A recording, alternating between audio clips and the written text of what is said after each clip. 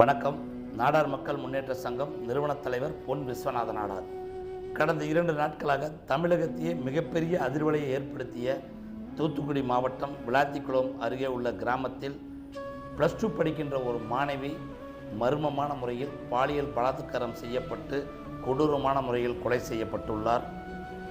இதை கேள்விப்பட்ட அப்பகுதி மக்கள் கொந்தளித்து சாலை மறியலில் ஈடுபட்டு சம்பந்தப்பட்ட குற்றவாளியை கைது செய்ய வேண்டும் போராடி வருகிறார்கள்.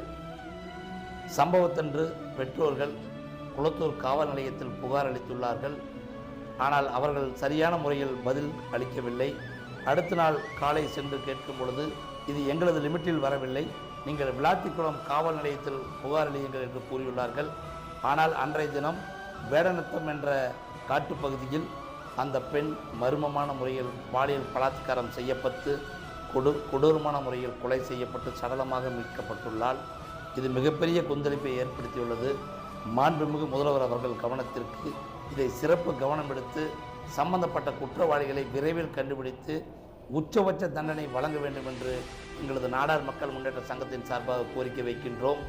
கொலை, கொள்ளை, கற்பழிப்பு போன்ற சம்பவங்களில் ஈடுபடக்கூடிய குற்றவாளிகளுக்கு உச்சபட்ச தண்டனை வழங்கினால் மட்டுமே தமிழகம் அமைதி பூங்காவாக இருக்கும், சட்டம் ஒழுங்கு காப்பாற்றப்படும், பெண்களுக்கான பாதுகாப்பு உறுதி செய்யப்படும்.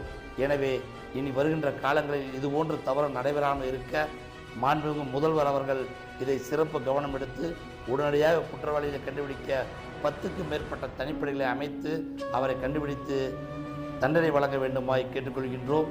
அதுவரை இந்த பாதிக்கப்பட்ட பெண்ணிற்கு எங்களது நாடார் மக்கள் முன்னேற்ற சங்கமும் உறுதுணையாக இருந்து நீதி கிடைக்கும் வரை போராடுவோம் என்று கேட்டுக்கொள்கின்றோம்.